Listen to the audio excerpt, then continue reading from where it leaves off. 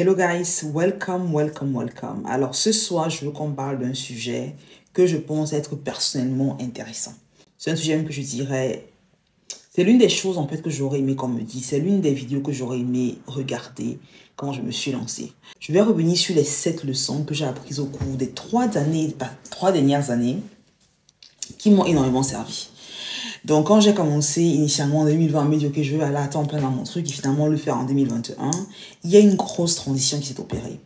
Et il y a des choses que je ne savais pas à ce moment-là, que le sachant maintenant, je me rends compte que mon processus aurait été tellement plus simple, tellement plus rapide si j'avais eu les bonnes croyances, les bonnes compétences et surtout les bons traits de caractère.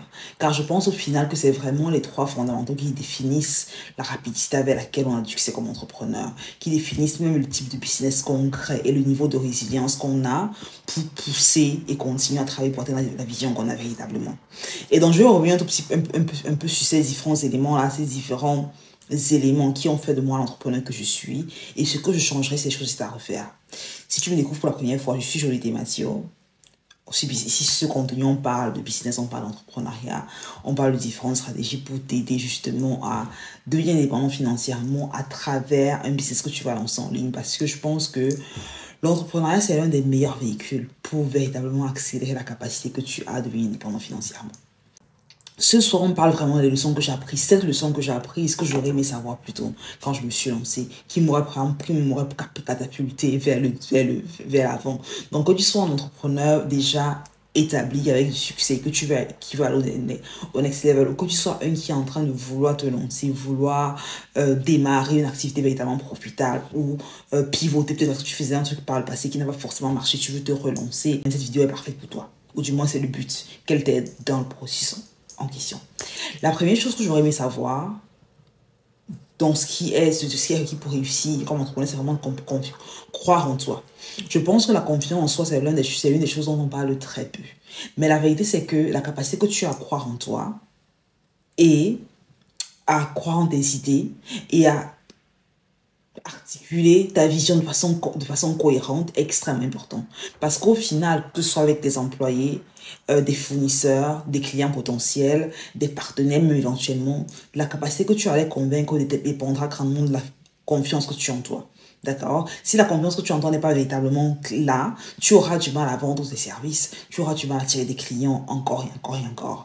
Et ce qui va se passer, c'est qu'à un moment donné, tu auras le sentiment que mais pourquoi tout le monde me dit non à chaque fois, qu'est-ce qui se passe? Est-ce que je suis malchanceux et tout? Non, c'est parce que toi, en fait, tu ne crois pas vraiment en ce que tu fais. Et ce qui se passe, c'est que les gens que tu as en face sont un peu comme des miroirs.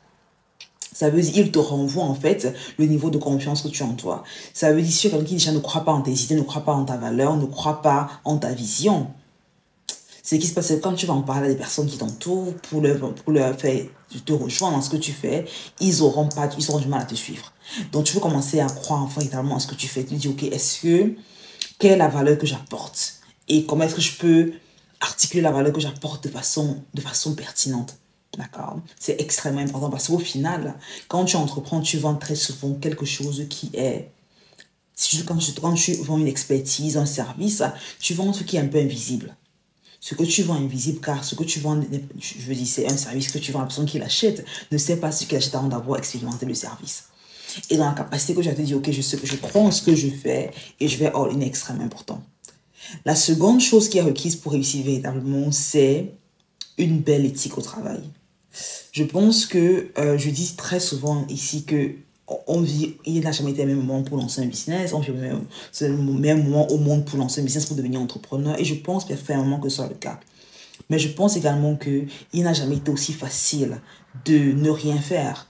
Il n'a jamais été aussi facile de se laisser distraire et de procrastiner et de reporter les idées, les projets qu'on a. Parce qu'on a le sentiment que on le fera plus tard, on a le temps, c'est tranquille. Ce qui est un leurre. La vérité, c'est qu'on a très peu de temps, en fait. On a très, très peu de temps. Cette semaine, ou pendant les derniers jours, j'ai pas mal de personnes proches de moi qui ont perdu la vie. Et ça a été comme un sonnet d'alarme, comme un rappel à la réalité, en fait. Que la vérité, c'est que le temps qu'on a ici est très fini, en fait. On n'est pas là pour... Souvent, le sentiment, oui, mais je suis dans la vingtaine, j'ai toute la vie devant moi. Mais non, il y a des gens qui meurent dans la vingtaine, qui meurent dans la trentaine, qui meurent dans la peine qu'ils ont 40 ans. Donc, se rendre compte de, quand je parle d'éthique au travail, ça veut dire la capacité de faire ce qu'on doit faire, qu'on a dit qu'on devait le faire. Ça veut dire que je savais que je devais créer du contenu. Aujourd'hui, je crée du contenu, indépendamment de ce qui se passe. Je me suis dit que j'allais appeler un client potentiel. Aujourd'hui, j'appelle le client potentiel indépendamment de ce qui se passe. Je me suis dit que j'allais contacter un fournisseur par rapport à mon produit. Je contacte le fournisseur, en fait. Parce que ce qui se passe, c'est que très souvent, on se dit, oui, mais je peux le faire plus tard, je peux le faire plus tard. Avant qu'on se rende compte de ce qui se passe, une année est passée. Une année passée, et on se rend compte que, mais en fait, quand tu regardes fondamentalement, qu'est-ce qui m'a empêché de passer à l'action? Très souvent, on s'est laissé distraire. On a voulu le beurre et l'argent du beurre, comme on dit très bien, comme on dit d'habitude d'où je viens. On a voulu tout faire en même temps et on n'a pas su comment prioriser. Et l'éthique au travail est quelque chose de tellement important parce que si tu n'as pas une bonne éthique, alors c'est quoi l'éthique au travail? Ça veut dire un certain niveau d'intégrité. Intégrité dans le sens où tu sais que je dois faire quelque chose, je dois accomplir une mission, je dois accomplir une tâche, je dois exécuter sur une mission, sur une stratégie et je le fais quand même, indépendamment de ce qui se passe. Parce que la vérité, c'est qu'une fois que tu es adulte, en fait, personne ne viendra le faire pour toi. Si tu ne le fais pas, personne ne viendra le faire pour toi. Tu dois être à même te dire, ok, je l'ai dit que je devais le faire, je le fais indépendamment de ce qui se passe, indépendamment de ce à quoi l'environnement ressemble. Et très souvent, quand on entreprend, la raison pour laquelle l'éthique au travail est extrêmement importante vient du fait que, au départ, très souvent, on n'a pas les compétences requises pour réussir. Parce qu'on commence dans un domaine qui est totalement différent. On n'a pas le background, on n'a pas les ressources, on n'a pas les stratégies. Ça nous manque en fait. Et ce qui se passe, c'est que lorsqu'on commence à apprendre ces stratégies-là, on se heurte à des challenges. Et il y a deux façons de réagir. Il y a ceux qui vont se dire, wow, je me suis heurté à un challenge, c'est trop difficile, j'y arriverai pas, c'est pas fait pour moi ce truc, ils passent à autre chose. Beaucoup de personnes se comportent comme ça. Et il y en a qui vont se dire, oh, je me suis heurté à un challenge, hold on, qu'est-ce qui se passe, quelles sont les compétences qui me manquent, et ainsi de suite pour s'améliorer en fait. Et si tu n'as pas une bonne éthique au travail, ce qui va se passer, c'est que quand tu vas te heurter à un challenge, tu vas tendance à te dire, ok, c'est moi qui ne suis pas assez compétente, c'est moi qui ne suis pas assez bonne, ça marche, les choses ne marchent jamais pour moi de toute façon, ça je suis même pas surprise et tout. Parce que déjà au départ, tu n'as pas confiance en toi et le manque d'éthique au travail que tu as fait encore en sorte que tu as du mal à continuer à avancer même quand ça devient difficile.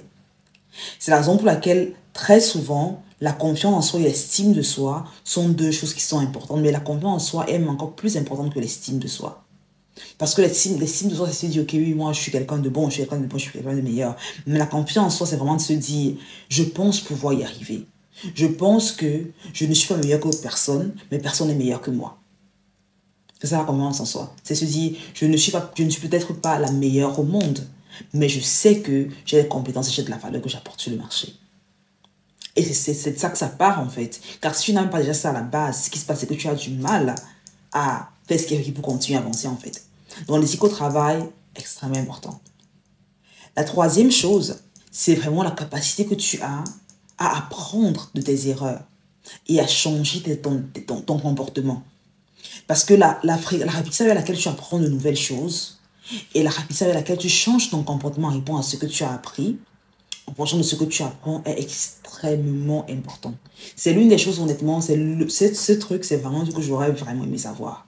Parce que très souvent, on se dit que je vais apprendre, je vais accumuler une tonne de savoir, je vais lire des bouquins, prendre des formations, suivre des masterclass, suivre 14 youtubeurs, 23 tiktokers, 15 instagrammeuses, coach business sur Instagram, pour pouvoir lancer mon business. Mais ce n'est absolument pas requis, en fait. Car ce qui est vraiment important au final, c'est quelle est ta capacité à passer à l'action lorsque tu apprends une nouvelle compétence, lorsque tu apprends une nouvelle information. Quelle est la capacité que tu as à implémenter ce que tu apprends. Ce n'est pas seulement une question d'apprendre encore et encore et encore parce qu'on est malheureusement affecté négativement par le contexte dans lequel on grandit. On grandit dans un système qui se veut assez traditionnel, dans lequel on se dit, ok, va au boulot, va à l'école, tu régurgites, tu emmagasines ton information, après tu les régurgites, et sur la base de la capacité que tu as régurgité, ce que tu as emmagasiné, on te dit, ok, tu as 20 sur 20, tu as 18 sur 20, tu as 10 sur 20. Et je le dis, étant une personne qui était la meilleure de l'établissement, de sa classe très souvent, pendant tout mon secondaire, j'avais toujours les meilleures notes. Mais je sais aujourd'hui que ce n'est pas forcément un signe. La capacité que tu as régurgité des informations que tu reçois dans le système éducatif traditionnel n'est pas un reflet de ton intelligence en fait. Et ce qui se passe, c'est qu'on est formaté comme ça en grandissant. On se dit, ok, si j'ai une bonne capacité à régurgiter ou à répéter ce que j'ai appris, ça veut dire que je suis quelqu'un d'intelligent. Non. La vraie intelligence, c'est la capacité que tu as à apprendre quelque chose de nouveau et à implémenter la chose que tu as apprise, à changer ton comportement comme étant la régistration de ce que tu as appris. Car si tu n'as pas ça, en fait, ce qui se passe, c'est que tu ne réussis pas. Tu auras du mal, tu vas continuer. C'est pour ça que j'ai l'impression qu'ils vont prendre 6 formations, 3, je veux dire, ils sont dans tous les mentorats, mais ils ne réussissent pas à avancer parce qu'ils apprennent des choses, c'est vrai, mais leur subconscient est bloqué. Ils ont peur de passer à l'action, ils ont peur de l'échec, ils ont peur de ce que les gens vont penser d'eux, ils ont peur du succès, ils ont peur de vraiment passer à l'action et que leur vie change radicalement. Ils sont dans une réalité qu'ils n'avaient pas imaginée en fait. Ils ont peur que le fait que leur vie change radicalement en résultant des actions qu'ils ont prises éloigne de ce qu'ils aiment. Il y a un qui m'a dit un jour, je ne veux pas être riche ou fameux parce que je pense que ça affectera ma famille, ma vie de famille. Il y a deux, trois personnes qui m'ont déjà dit, ça me dit, ok, si je sais que si je deviens riche, ça veut dire que ma vie de famille va être affectée. Et ces pensées limitantes là font en fait que subconsciemment, on s'auto-sabotage en fait. Parce qu'on se dit, oui, je veux lancer le business, oui, je veux être indépendant financièrement, oui, les fins du mois, c'est difficile avec un seul salaire, il nous faut un deuxième salaire, oui, je veux pouvoir offrir le meilleur à mes enfants, ma femme, mon partenaire. On veut toutes ces choses-là, mais au moment de passer à l'action, ce qui se passe, c'est que on s'auto-sabote parce qu'il y a une part de nous qui a peur de ce que réussir signifierait. Il y a une part de nous qui a peur de ce que les gens diront si on réussit véritablement. Il y a une part de nous qui ne veut pas, qui a peur, il y a une part de nous qui a peur de passer à l'action et d'échouer en face du monde. Et du coup, ce qui se passe, c'est qu'on est dans une sorte d'état de... On est challengé. On a une partie de nous qui veut le faire, on commence à le faire, après on s'arrête. Après on recommence et on s'arrête. Après on recommence et on s'arrête. Et ce qui se passe, c'est que tant que tu n'as pas compris que que c'est un processus en fait. Ça veut dire apprendre des choses nouvelles, c'est vrai, mais à un moment donné, apprendre plus ne t'aide pas. Bien au contraire. Une fois que tu as appris les bases d'un domaine, acquérir plus d'informations ne t'aide absolument pas. Car ce dont tu as véritablement besoin, c'est d'implémenter ce que tu as appris, avoir un feedback réel derrière et utiliser le feedback en question pour améliorer tes actions. Ça veut dire, j'ai appris une information, j'implémente, je vois des résultats, j'analyse les résultats que j'ai obtenus, parfait, j'améliore, il y a une sorte de feedback loop qui se crée pour que tu améliores au fur et à mesure que tu es ce que tu peux réussir à créer. Et si tu ne te donnes pas cette opportunité-là de te faire confiance et d'implémenter, d'augmenter ton niveau de travail, ce qui se passe, c'est que tu n'y arrives jamais en fait.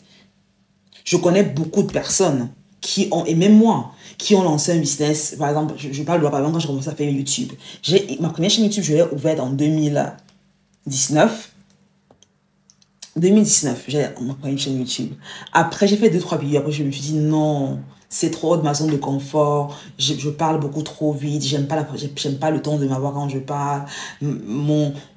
La qualité de ma vidéo n'est pas parfaite comme ce que je vois sur YouTube.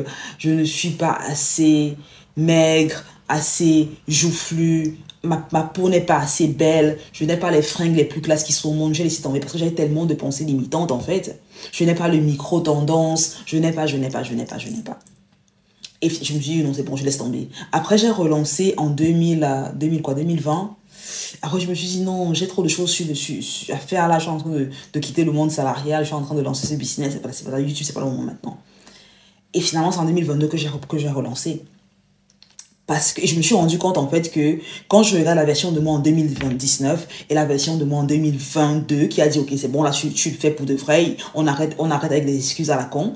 Quand je regarde ces deux versions de moi, je me rends compte que en fait la seule différence entre la version de moi en 2019 qui avait toutes les excuses et celle de moi en 2022, ce n'est pas que j'ai fondamentalement changé en termes de compétences ou quoi que ce soit. C'est juste que je me suis dit, ok, c'est bon, je le fais en fait.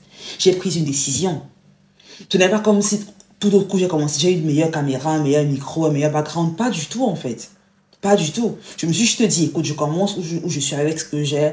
Peu importe, je commence à créer du contenu parce que c'est ce que j'ai envie de faire. J'ai envie de créer du contenu. Je commence à créer du contenu. C'est requis pour mon business. Il faut que je le fasse. Bon, c'est bon, je le fais. Et donc, très souvent, on a le sentiment que il faut que nos conditions changent drastiquement pour qu'on puisse prendre les actions qu'on veut véritablement créer. On se dit, oui, mais c'est après mon accouchement que je vais commencer. Oui, mais c'est quand je vais perdre le poids que je vais commencer. C'est quand je vais changer d'appartement que je vais commencer. C'est quand... Et ça n'arrive jamais, en fait.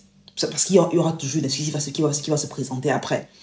Et si tu te dis juste que, ok, je dois créer une sorte de feedback loop et dès que j'apprends un truc de nouveau, je me challenge d'implémenter ce que j'ai appris. Au lieu d'être tout le temps dans la consommation d'informations, comment est-ce que j'implémente rapidement ce que j'apprends? Je te garantis que la capacité que tu as explosée va être drastiquement, je veux dire, ça va être accrue drastiquement. La capacité que tu as à devenir meilleur sera accrue drastiquement.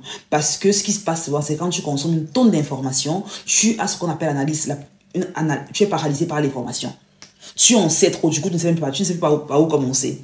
Je te dis, oui, mais tel coach a dit ceci, mais tel youtubeur a dit cela. Dans le livre que j'ai lu, on a dit ceci, on a dit X, Y, Z. Dans le mastermind, dans le workshop que j'ai suivi, on a dit ceci. Tu ne sais même pas de quel côté commencer. Mais quand tu dis que je vais apprendre, que je vais implémenter, vois ce que ça donne par rapport à ma situation personnelle et avancer au fur et à mesure, les choses changent radicalement. Radicalement. Donc ça, c'est la troisième chose que j'aurais aimé savoir. C'est vraiment extrêmement important. Privilégier l'action, pas forcément la question de l'information. La quatrième chose que j'aurais aimé savoir il y a quelques années de ça, quand je me suis lancée, c'est me rendre compte que prioriser mon bien-être est extrêmement important. Et quand je parle de bien-être, je parle ici vraiment de la santé mentale et de la santé physique. Pendant très longtemps, j'avais le sentiment que je vais me concentrer sur le business. Et une fois que le business aura du succès, je vais penser à autre chose. Ça veut dire, ok, pendant cette année, je ne vais pas faire je me concentre trop d'infos sur l'info, absolument à Fana. Je me dis, ok, pendant ces 2 années, je ne vais pas aller en salle de sport, je me concentre uniquement sur le business et rien d'autre. Et je me suis rendu compte que c'était une grosse erreur parce que avoir une hygiène de vie saine, ça veut dire en termes de ce que tu manges, de ce que tu consommes, même en termes des informations que tu consommes en ligne, ça veut dire les vidéos que tu regardes, les podcasts que tu écoutes, les livres que tu lis, les personnes qui t'entourent. Avoir une hygiène de vie saine a un impact extrêmement important sur la personne que tu deviens. Et c'est ce qu'on ne nous dit pas en fait. Ça a un impact important sur ton apparence physique en fait, sur le niveau d'énergie que tu as. Et donc, si tu es quelqu'un qui a souvent tendance à avoir une fatigue en journée, tu te sens tout le temps distraite, tu as du mal à te concentrer pendant plus de 10 minutes sur une tâche, il faut vraiment auditer ce que tu manges, tes habitudes, combien de temps est-ce que tu dors par jour, par nuit, ainsi de suite. C'est très important. Car je me suis rendu compte d'un truc, et même ton apparence physique, je me suis rendu compte d'un truc. L'un de mes mentors, quand j'ai commencé à l'époque, il y a 3 ans, ça m'a dit, Jolie, tu ne peux pas devenir riche en ayant les pauvres. On était dans une séance de mentorat en groupe. C'est pas moi qui s'adresse à particulièrement, il parlait à toute la classe. Il nous a dit, vous ne pouvez pas devenir riche en ayant les pauvres. Il faut que vous sachiez, il fallait que vous investissiez sur votre apparence physique. Et qu'il a dit ça à ce moment-là, je me suis dit, mais non, c'est pas possible, quand même, les gens ne sont pas assez superficiels à ce point. Le plus important, c'est pas ce à quoi je ressemble, c'est ce que je dis, c'est ce que je fais, ainsi de suite. Mais après, je me suis rendu compte qu'il avait raison, en fait. Je me suis rendu compte qu'il avait raison, surtout quand tu vends un produit ou un service, le packaging qui est toi, la façon à laquelle tu te présentes, parce que quand tu vends un produit ou un service, quand tu vends un produit, par exemple, un produit physique, le packaging, c'est le produit que tu vends. C'est ce que si je veux acheter ce gobelet d'eau, je veux voir dans quel packaging le gobelet d'eau est, dans quel genre de magasin le vend, ainsi de suite. J'ai un intérêt à voir quel est le packaging du gobelet d'eau. Mais si je veux acheter une formation sur comment investir dans l'immobilier ou une formation sur comment investir dans la crypto-monnaie, par exemple, ce qui aura de l'importance pour moi, c'est de m'assurer que la personne avec qui je suis sur le point d'investir cet argent-là a le packaging, il ou elle a le reflet de quelqu'un d'honnête, de quelqu'un qui je peux faire confiance.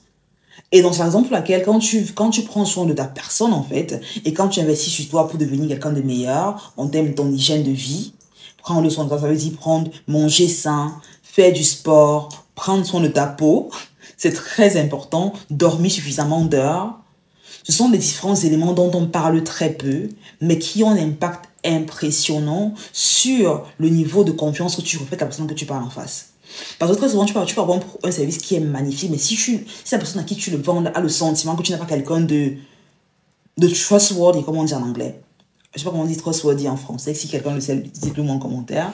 Mais je n'ai pas le sentiment que tu es quelqu'un de fiable. Voilà, je pense que c'est le mot fiable. Je ne sens que tu n'es pas quelqu'un de fiable. Ce qui se passe, c'est qu'il n'achète pas de toi, en fait. Donc, travailler sur ça est extrêmement important. Et je te garantis que quand tu commences à bouger ton corps plus fréquemment, à manger tes légumes, à manger tes protéines et patati patata, ton niveau d'énergie devient beaucoup plus important. Et tu vis plus longtemps également, ça, juste pour ça, ça en vaut la peine en fait. Quand tu élimines ta vie, tous les plaintes, les pointages de doigts, parce que quand tu as cette charge mentale, tu te dis, ok, oui, mais moi, j'ai de la rancœur pour X, Y, Z, j'ai une rancune tenace contre quelqu'un parce qu'il m'a fait ceci ou cela. Quand tu laisses tomber ces choses auxquelles tu t'accroches, qui sont dans le passé, parce que quand je vois ce qui passe en fait, quand nous, en tant qu'être humain, lorsqu'on vit, on a des événements qui nous arrivent, d'accord? On a un temps d'événements qui nous arrivent, des événements joyeux, des événements malheureux. Et ce qui se passe, c'est que très souvent, quand un événement malheureux nous arrive, ça peut être une perte de boulot, un accident, une dispute avec un collègue, son partenaire, son frère, sa sœur. Quand un événement malheureux nous arrive, très souvent, on développe de la rancœur. On développe, même pas forcément de la rancœur, mais on développe un sentiment de... On a des émotions qui s'en mêlent, qui sont enfouies en nous. Ça veut dire peut-être tu en veux à quelqu'un, d'accord? Ok, ça, j'ai de la rancune contre cette personne qui m'a fait X, Y, Z. Ou j'en veux à ceci. Ou j'ai le mal, comme on dit d'où je viens. J'ai le mal de X, Y, Z. Mais ce qui se passe, c'est quand tu as ces émotions enfouies en toi, c'est à toi que tu te fais mal, en fait. Parce que ça te vole de l'énergie mentale que tu aurais pu mettre dans un business ou dans tes projets, en fait.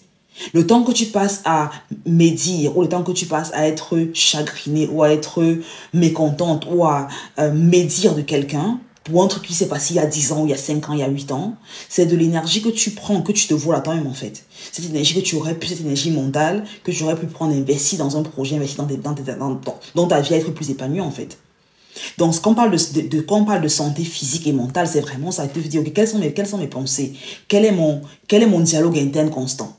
Est-ce que mon dialogue interne constant, c'est un dialogue interne qui est négatif, dans lequel je suis tout le temps en train de blâmer X, Y ou Z, dans lequel j'ai tout le temps le sentiment que tout le monde m'en veut ou tout le monde ne me supporte pas? Quel est le dialogue interne que tu as? Est-ce que je suis quelqu'un qui est tout le temps triste et pessimiste, qui a le sentiment qu'elle n'est pas assez bonne, qu'elle n'est pas assez qualifiée et que tout le monde peut y arriver sauf moi? Ou est-ce que mon discours interne est plus positif, est plus galvanisateur, est plus généreux et plus empathique en fait? Parce que ça aura, que tu le saches ou pas, ça n'a un impact dans la façon dans laquelle tu te présentes en ligne, en fait. Ça a un impact dans la façon dans laquelle tu te présentes pour ton business. Si tu es quelqu'un qui a pas mal de rancœur qui enfui en toi, ça fait que la façon dans laquelle tu te présentes, également, tu as une énergie négative qui transparaît de ta personne. Donc, auditer ta santé physique et ta santé mentale, c'est très, très important. Et apprendre à dire, ok, le passé, ce qui s'est passé dans le passé, ce sont des choses qui définissent qui je suis. Parce que ce qui se passait aussi que très souvent, je parlais avec une des membres de mon académie qui me disait, Jolie, je n'ai jamais été bonne à l'école. Je me rappelle que même à l'école, je n'étais pas brillante. J'ai toujours eu du mal à passer avec des notes décentes parce que voilà, patati patata. Et je lui ai dit, mais ce qui s'est passé quand tu étais étudiante, ce que tu s'est passé quand tu étais étudiante ou élève n'a aucun impact sur la capacité que tu as à avoir un business qui est profitable et qui est prospère. Parce que très souvent, on a le sentiment que parce que quand j'étais jeune, j'avais su ces limites. Ça veut dire que ces limites vont me suivre pour le reste de ma vie, alors que pas du tout en fait. Les limites que la personne que tu étais il y a 15 ans, c'est la personne que tu as à 25 ans, 30 ans, 38 ans. Donc c'est irréaliste de te dire que parce que j'avais ces limites quand j'avais 20 ans, je les traîne à 35 ans, je les traînerai encore. Ce n'est absolument pas réaliste en fait. Ça veut dire que tu n'as pas le sentiment que tu peux changer en tant que personne, que tu as le sentiment que qui tu es fixe. Mais la vérité, c'est que tu changes. Quand on parle de neuroplasticité et quand on parle du renouvellement cellulaire tous les ans, tous les 7 ans, Tu es une personne totalement différente toutes les 7 ans. Je dis, tes os, ton sang, ton corps, en fait, tu changes, en fait. Tu es quelqu'un de différent. Mais après, c'est vrai qu'il y a des personnes qui choisissent de rester attachées à qui elles étaient par le passé. Mais tu peux devenir quelqu'un de différent, en fait. Ce que tu as eu à rencontrer comme adversité par le passé ne définit pas qui tu es, qui sera dans le futur. Et ce qui se passe souvent, c'est qu'on a le sentiment, du moins, c'est moi ce qui m'arrive, en fait, c'est de me dire, OK, parce que j'ai eu un challenge à tel moment, ce challenge, ça me suivra toute ma vie. Parce que j'ai eu un challenge à tel niveau, ça veut dire que ce challenge me suivra. Mais non, pas du tout. Juste parce que le premier, c'est ce que tu as lancé dans la machine, ne veut pas dire que tu n'es pas un bon entrepreneur, ne veut pas dire que tu ne pourras pas être un bon entrepreneur. Juste parce que la première vidéo que j'ai faite sur YouTube a eu 2 likes et 0 commentaire, ne veut pas dire que tu peux être un excellent créateur de contenu. Juste parce que tu as essayé de lancer un business 3 fois, à chaque fois tu as laissé tomber après quelques mois, pour des raisons ou une autre, ne veut pas dire que tu n'es pas quelqu'un qui peut lancer un business et avoir du succès derrière. Mais tant que tu restes attaché au discours interne, te dit, oui, mais moi j'ai déjà essayé, ça ne marche pas pour moi, moi je ne suis pas assez intelligent, tu sais, moi la technologie c'est pas vraiment mon truc. Audite le discours interne que tu as et demande est-ce que c'est un discours qui me galvanise ou pas. Car ça a un impact massif. Ça a littéralement un impact massif sur la personne que tu deviens. Massif. Le 5e point, c'est vraiment la capacité que tu as à gérer tes finances. Oui, forcément, forcément, j'allais parler d'argent. J'allais parler d'argent parce que l'argent, c'est le nerf de la guerre. On va pas se mentir. L'argent, c'est le nerf de la guerre. Et la capacité que tu as à gérer tes finances, c'est une force, c'est une arme. La capacité que tu as, et comme on ne saurait parler de gérer les finances de façon smart, sans parler de la capacité que tu as de délier la gratification. Parce que c'est l'une des choses qui fait vraiment la différence entre ceux qui réussissent à accumuler d'énormes fortunes et ceux-là qui vivent au jour le jour, La capacité que tu as de la gratification et à prioriser les dépenses que tu vas faire, à prioriser les investissements que tu veux faire. Car si tu n'as pas un bon contrôle de ton argent, ce qui se passe, c'est que quand il y aura des opportunités stratégiques qui vont s'offrir à toi, que tu ne pourras pas saisir tout simplement parce que tu n'es pas prêt financièrement. Et très souvent, le sentiment que, bon, écoute, moi, pour le moment, je dépense, je m'amuse, je me fais plaisir. Quand il y aura l'opportunité, on va gérer. Mais non, ce que tu veux faire, c'est vraiment changer le discours. Tu dis, OK, je commence à mettre de côté un petit truc sur le côté. Comme ça, qu'il y aura une opportunité, je pourrais la saisir, en fait. Je pourrais bondir dessus. C'est ça l'idée ici. Ce n'est pas on se dit, OK, oui, mais moi, je vais dépenser tout ce que j'ai et puis après, on va gérer derrière. Non, pas du tout. C'est comment est-ce que je fais en sorte de me créer une base solide. Une belle base solide. Et ça commence vraiment déjà à regarder, auditer les dépenses que tu as. Et te dire, est-ce que ce que je dépense par mois est supérieur ou inférieur à ce que je gagne par mois? Ça commence par là. Ça, les basiques, je sais, mais tu serais surpris. Vous serez surpris de voir le nombre de personnes qui ne font pas ce calcul basique-là. C'est la raison pour laquelle tu as énormément de personnes qui sont en découverte tous les mois parce qu'elles n'ont pas eu la discipline de se dire, est-ce que ce que je dépense tous les mois est supérieur à ce que je gagne tous les mois? Parce que l'argent, j'ai fait une vidéo récemment dans laquelle je parlais de comment accélérer la capacité que tu as à repayer ta dette et à devenir, tout en épargnant. Je t'invite, si tu n'as pas vu cette mini masterclass, je t'invite à aller la regarder, c'est sur YouTube. Mais dans la vidéo, je parlais de l'importance de pouvoir véritablement gérer ses finances de façon smart. Et te dire, juste parce que j'ai besoin d'un truc maintenant, ne veut pas dire que je dois absolument l'acheter en fait. Juste parce que j'ai un truc qui me plaît, ne veut pas dire que je dois absolument l'acheter. Te demander quelle est ma priorité. Est-ce que ma priorité c'est avoir ou c'est paraître? Est-ce que la priorité que j'ai c'est avoir un compte en banque qui est bien garni, avoir des investissements qui sont prospères, ou c'est d'avoir les riches? C'est la question que tu dois te poser en fait. Parce que si tu n'as pas la capacité à dégager ou à épargner plus que ce que tu... ou à épargner, avoir une épargne qui est supérieure à 0, ça veut dire dépenser moins que ce que tu gagnes. Ce qui se passe, c'est que tu manques en fait de self-control. Tu manques de self-control. Tu as du mal à te contrôler, à t'auto-discipliner en fait. Et c'est quelque chose qui est lié à la gratification. Parce que je sais qu'il y en a qui vont se dire, OK, mais moi on veut tel appareil à la maison, on met sur la carte de crédit. On veut aller en vacances ici, on met sur la carte de crédit. On veut aller là-bas, on met sur la carte de crédit. Mais c'est ce à un moment donné, il faut se rendre compte que je vais devoir retarder ces différents plaisirs-là parce que pour le moment, ça ne le fait pas en fait. Pour le moment, les priorités sont différentes.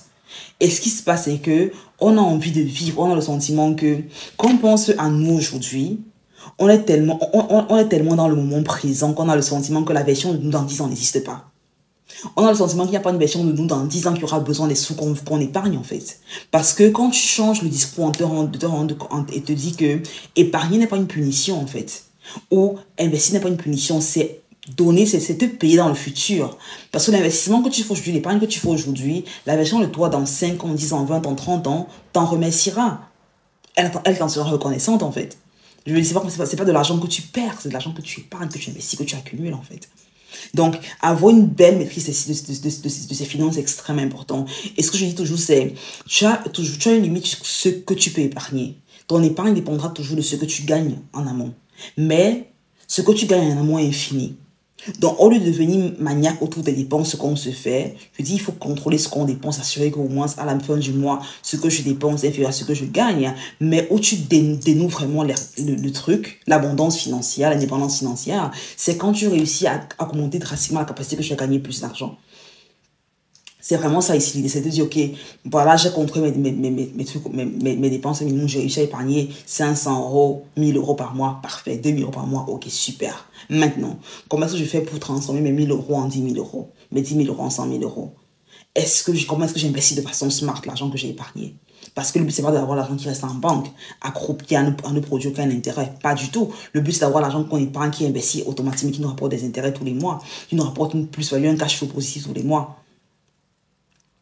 Et pas besoin d'investir dans l'immobilier.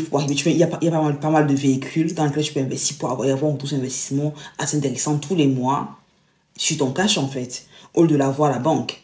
Donc la première étape, c'est ça. La seconde étape, c'est ok, d'accord, j'ai une épargne que je dégage, parfait. Ça veut dire au moins financièrement, je suis saine. Deuxièmement, c'est comment est-ce que je fais pour accélérer mes revenus, pour agrandir mes revenus. Pour beaucoup de personnes, demander une augmentation de salaire n'est pas une réalité. Je parlais avec quelqu'un qui a pris un appel de coaching qui me disait je veux augmenter mes revenus, mais j'ai essayé de demander une augmentation de salaire au boulot. On m'a dit que j'aurais une augmentation de 58 euros sur mon salaire par semaine, un truc comme ça. Ça faisait un peu plus de 200 euros par mois qu'il aurait sur son salaire. Et il me disait, écoute, une fois que je réduis... ça c'est le brut. Une fois que je réduis les taxes et tout ça, j'ai pas grand chose qui me reste. Donc, la question qu'il avait, c'est comment est-ce que je fais pour augmenter mes revenus si j'ai un travail qui est très prenant et dans lequel augmenter le salaire n'est pas forcément une option. Dans lequel renégocier mon salaire avec mon patron n'est pas forcément une option. Et ce que je lui ai dit, et ce que je te dis ici, c'est vraiment, tu veux penser à ta personne comme étant un business. D'accord? Tu as un business, tu as une entreprise. Tu ne sais juste pas encore. Tu as une entreprise. Peut-être que tu ne payes pas encore comme une entreprise, mais tu as une entreprise. Et tu es une entreprise qui a choisi de servir un client, qui est ton patron. D'accord? Tu es une entreprise qui a dit, ok, j'ai mes compétences que j'ai apprises au cours des 5, 10, 20 dernières années, je vais les offrir à une personne qui est mon patron. Mais tu peux décider de dire, ok, les exercices que j'ai, les compétences que j'ai, je vais les offrir à 5 personnes, à 10 personnes. Je vais acquérir soit de nouvelles compétences qui sont plus en demande, ou je vais prendre les compétences que j'ai déjà et je vais les offrir à plus de personnes de façon plus importante en fait. Parce que la capacité que tu as gagné plus d'argent, souvent on a le sentiment que si mon patron refuse une augmentation de salaire, ça veut dire que mon revenu est condamné à rester à ce qu'il a décidé. Pas du tout. Juste parce que le patron a dit non à l'augmentation de salaire que tu as demandé, ne veut pas dire que ton revenu ne peut pas remonter en fait. Je veux qu'on se comprenne bien. Parce que je parle avec beaucoup de personnes qui ont un boulot prenant et qui me disent à chaque fois, j'ai du mal à épargner plus parce que mon boulot me paye tel montant. Mais c'est pas ça la raison en fait. C'est que tu as accepté que c'est ça ton revenu en fait. Tu as refusé de penser de façon stratégique à comment gagner plus d'argent. Parce que ce que ton revenu, ce que ton patron te paye, ce que ton entreprise te paye, finalement, tu peux dire, ok, pour le moment, j'ai telle compétence que j'offre, par exemple, comme ingénieur, comme pharmacien, comme infirmière, comme comptable, comme avocat à cette entreprise. Et je vais prendre les compétences que j'ai acquises et je vais devenir un consultant et les offrir à plus de personnes, en fait. Et c'est ce que dans l'académie, on accompagne les personnes. On les aide justement à transformer leurs compétences en produits. En offre, qu'elles packagent leurs compétences en produits, en offre, qu'elles vendent derrière, en fait.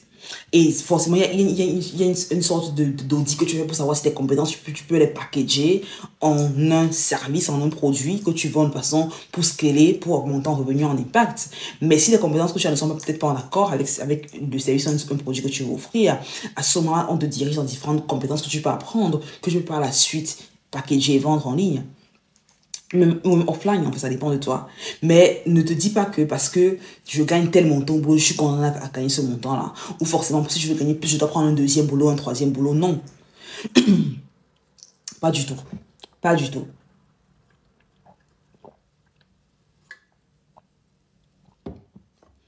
Et c'est une pensée limitante qui frappe beaucoup de personnes.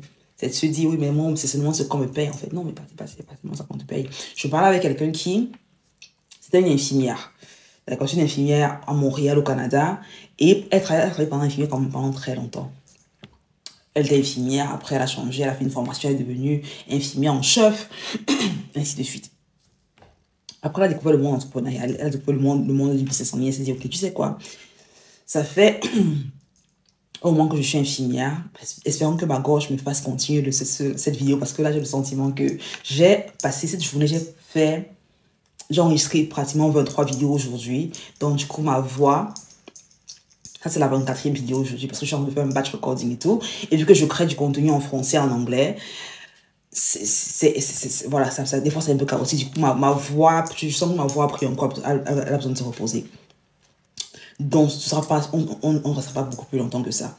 Mais cet exemple, je voulais en parler parce qu'elle, c'est une infirmière justement qui travaille comme infirmière pendant un moment.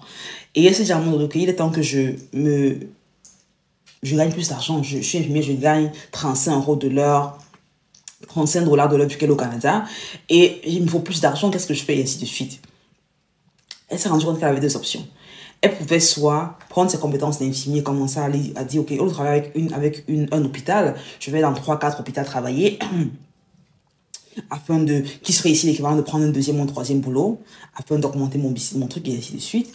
Ou elle s'est dit, je vais prendre les compétences que j'ai en tant qu'infirmière et créer un programme dans lequel j'accompagne des personnes qui sont en train d'étudier infirmerie à trouver du boulot, à s'intégrer. Donc, elle a packagé l'expertise qu'elle avait, les connaissances qu'elle avait, ça veut dire comment trouver un boulot. Comment trouver un boulot bien payé lorsque tu es infirmière, comment négocier ton salaire, comment être passé dans différentes maisons d'accueil ou de maisons de repos, ainsi de suite. Elle a créé non seulement un programme d'accompagnement, mais elle a également créé une entreprise qui employait et qui plaçait ces infirmières-là. Donc, elle avait les compétences qu'elle avait, elle les a packagées en une expertise qu'elle a pu vendre derrière. Il y a une autre personne qu'on accompagne qui était elle est dans les ressources humaines pendant longtemps. Elle a travaillé comme ressources humaines encore au Canada ici. Parce qu'on a beaucoup de clients qui sont au Canada, aux États-Unis, ainsi de suite. Elle a travaillé pendant longtemps dans les ressources humaines en France. Après, elle s'est transférée au Canada. 15 années d'expérience dans les ressources humaines. Et après, pendant le Covid, elle a perdu son emploi de chef de HR. Elle s'est dit, wow, qu'est-ce que je fais? Est-ce que je vais... qu'est-ce que je fais? Est-ce que je me trouve un nouveau boulot? Est-ce que je... Voilà, parce qu'il y a la quarantaine. Est-ce que je vais en une année sabbatique, ainsi de suite? Et du coup, quand on s'est parlé en 2021, elle me dit, écoute Jolie, voilà les compétences que j'ai, voilà ce que je sais faire, voilà, mais je ne sais pas comment vraiment... Je ne sais pas si c'est possible pour moi de packager ce que j'ai en fait en formation, en expertise, en produit que je veux rentrer en ligne. Et je lui dis, ok, ton expertise, c'est tu aides les personnes à... Je veux dire, là, à ce moment-là, son expertise, ok, elle était HR en fait. Elle ne voyait pas comment, en tant que HR ou directrice de HR, elle aurait pu offrir un accompagnement, offrir une formation, offrir un cours. Et très souvent, ce qui se passe, c'est que nous, en tant que personne, on est souvent un peu aveugle des compétences qu'on a. On est souvent beaucoup trop humble. On ne se rend pas compte de la richesse de l'expérience qu'on a. On ne se rend pas compte de la richesse du background qu'on a. Parce qu'on se dit, mais oui, moi, ce que j'ai, c'est basique. Moi, j'ai rien fait d'exceptionnel. Je suis juste dans les HR et tout. Mais elle, ce qui l'a rendu exceptionnel, c'est le fait que, ou ce qui a rendu son histoire belle, c'est le fait que elle a vécu en France. Elle a travaillé en France dans les HR. Elle a immigré au Canada. Elle y a trouvé un boulot. Elle a fait que sa famille immigre avec elle au Canada. Elle a rejoint. Elle a travaillé au Canada également. Ce qui est, pour beaucoup de personnes, un rêve. Beaucoup de personnes qui vivent en Europe, même en Afrique, aimeraient immigrer au Canada, ils ne savent pas comment y arriver. Et beaucoup de personnes qui immigrent au Canada ne savent pas, une fois qu'ils sont comment trouver un travail qui est bien rémunéré, ainsi de suite. Et comment faire que leur famille les rejoigne. Mais elle, en fait, avait réussi à le faire. Du coup, transformer son parcours de vie et ses résultats et son approche, ce qui a permis qu'elle y arrive en programme d'accompagnement. Aujourd'hui, elle a 40 000 abonnés sur Instagram. Elle est invitée dans des podcasts, des chaînes télé pour parler parce qu'elle accompagne. Je pense qu'aujourd'hui, elle travaille près de 12 000 personnes et elle les a aidés à immigrer ou à trouver du boulot au Canada, en fait. Parce qu'elle avait une expérience, elle avait une expertise qu'elle avait de son expérience de vie, en fait, qu'elle a transformé en revenu derrière. Non seulement qui est séparée de son temps, parce que quand tu travailles, par exemple, forcément, je vais travailler pour 40 heures par semaine, ainsi de suite, limité en termes de salaire, en termes de liberté temporelle que tu as. Mais au lieu de se dire que je vais prendre un deuxième boulot comme un chat ou trouver un autre boulot comme un chat, elle a dit, je vais prendre les compétences, je vais les transformer en expertise, en mentorat, en cours, en accompagnement. Et ce que je t'invite à faire quand je parle ici vraiment de scaler ton revenu et de think outside of the box, c'est ça en fait. Parce que quand tu penses de façon linéaire, ça veut dire j'ai un boulot, j'ai un patron, mon salaire ne me convient pas, je vais prendre un deuxième boulot. Non. Tu veux penser de façon exponentielle. D'accord? Ça veut dire, ok, d'accord, j'ai ce boulot qui ne me convient pas. Comment est-ce que je paie, comme si je travaille avec ce patron, comment est-ce que je vais avoir un truc, une personne que j'impacte, qui est mon entreprise, en avoir 10, en avoir 100. Parce que tu peux y arriver, en fait. La raison pour laquelle tu ne fais pas, c'est parce que tu ne sais pas que c'est possible et parce que tu ne sais pas comment le faire, en fait. Une fois que tu sais que c'est possible, tu sais comment y arriver, tout devient beaucoup plus simple. Donc, j'ai dit qu'on aura eu 7 éléments que j'aurais aimé savoir. Je pense qu'on en a fait 5, on va s'arrêter à 5 pour ce soir parce que ma voix est en train de demander que je me repose. Ça fait probablement 12 heures que je crée du contenu et là, je pense que je vais faire un break.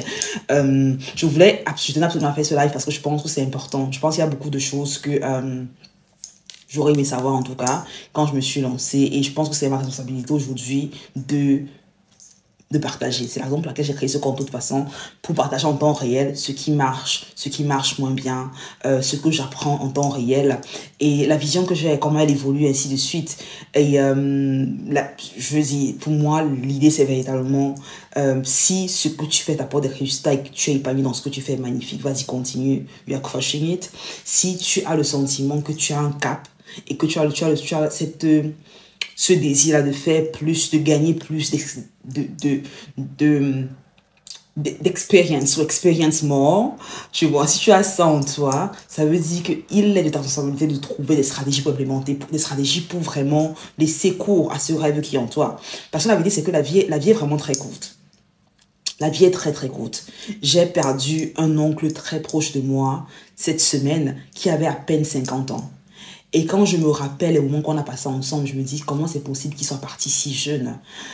Et tu te rends vraiment... Et on avait des projets de faire de l'import-export au pays. Il voulait qu'on développe des trucs à travers le marketing. Il avait plein de rêves la tête. Il avait tellement ambitieux, tellement fou de plein de vie. Et aujourd'hui, il n'est plus. Et son départ m'a vraiment secouée parce que je me suis rendu compte que cette vie qu'on n'avait pas, c'est pas un acquis en fait. Très souvent, on a le sentiment qu'on vivra jusque 100 ans, qu'on a le temps de faire des trucs qu'on voulait faire, qu'on a le temps d'accomplir les projets qu'on avait. La vérité, c'est que pas du tout en fait. Et c'est la raison pour laquelle des fois, il faut se challenger. Des fois, il faut se dire, ok, je ne sais pas comment je vais y arriver, mais je vais prendre la résolution de chaque jour faire une chose pour me rapprocher de la vision que j'ai. Parce que tu ne sais pas en fait combien de temps il te reste. Tu ne sais pas combien il te reste à ceux qui te sont proches. J'ai des personnes qui me sont très très proches, qui ont perdu leurs parents et qui me disent, j'aurais aimé que ma mère ait plus, j'aurais aimé faire plus pour ma mère, j'aurais aimé faire plus pour mon père, j'aurais aimé faire plus pour ma soeur. Parce que on reporte à demain, on se dit, mais je vais le faire après, je suis fatiguée après le boulot, je vais me coucher, je vais pas patata. On priorise les plaisirs. On priorise les plaisirs instantanés à la vision qu'on a véritablement, au rêve qu'on a véritablement. Et ce qui se passe, c'est que un matin, on se réveille et on se rend compte que, wow, on a 40 ans, on a 50 ans, on a 60 ans. Ceux pour qui on voulait vraiment le faire sont partis. Et on se dit, wow, Tu vois, donc vraiment, je t'invite à t'arrêter, te dire, ok, qu'est-ce que je veux vraiment accomplir et comment est-ce que je mets sur pied un plan pour y arriver. Car les ressources sont en ligne. Je veux dire, aujourd'hui, on vit à une ère où on a une surinformation, en fait. Donc, indépendamment de ce que tu veux accomplir, à moins que tu ne veuilles vraiment aller peut-être sur Pluton, même si tu vas aller sur Pluton, il ne me semble de vouloir aller sur Mars, il peut te dire comment aller sur Pluton. Mais si tu veux créer un business en ligne, si tu veux développer une activité en ligne, si tu veux augmenter tes revenus, si tu veux... Bref, indépendamment de ce que tu veux faire, il y a des ressources en ligne pour te permettre d'y arriver. Trouve un mentor. Rappelle-toi que le taux d'acquérir l'information est important, mais implémenter, changer ton comportement lorsque tu acquiers l'information est encore plus important. Mais passe à l'action, implémente et travaille sur ta confiance en toi, sur ton estime de toi, car rien ne vaut ça. Si tu n'as pas une belle dose de confiance en toi, d'estime en toi, tu auras beau recevoir une tonne d'informations. Si tu ne penses pas que tu peux y arriver, tu vas t'auto-saboter. Parce que je vais te dire, ok, oui, mais elle peut y arriver, mais moi, je ne peux pas y arriver. Parce que tu manques de confiance en toi, tu manques d'estime en toi. Et souvent, on a le sentiment que c'est statique. On a le sentiment que si j'ai peu de confiance en moi, ça veut dire que je suis condamné à avoir peu de confiance en moi. C'est pas vrai du tout. En fait, tu peux, c'est comme un muscle. La confiance que tu as en toi, c'est comme un muscle. Ça veut dire, ok, c'est pas une personne qui est obèse et qui se dit, mais moi je suis obèse, toute ma vie je vais être obèse. Non, tu peux aller d'obèse à perdre du poids, c'est pareil. Tu peux avoir quelqu'un qui a très peu de confiance en toi, qui est très timide, qui est très introverti, à devenir quelqu'un qui a une belle dose de confiance en toi, qui est bien extroverti, qui n'est pas du tout, qui n'est plus du tout timide. Ce sont des comportements qui sont réversibles, en fait, ce sont des traits de caractère qui sont réversibles. Et se rendre compte de ça te donne une grosse liberté de te mouvoir de façon beaucoup plus puissante. J'ai le mot en français. De façon beaucoup plus puissante. Allez, merci à vous qui avez été là tout au long de cet échange, c'était fun. On se fera une séance questions-réponses plus tard en semaine. Je voulais juste faire un pop-in et pop-out. Bonne soirée à vous, bonne fin de soirée. Merci pour votre attention. Elle m'honore comme à chaque fois.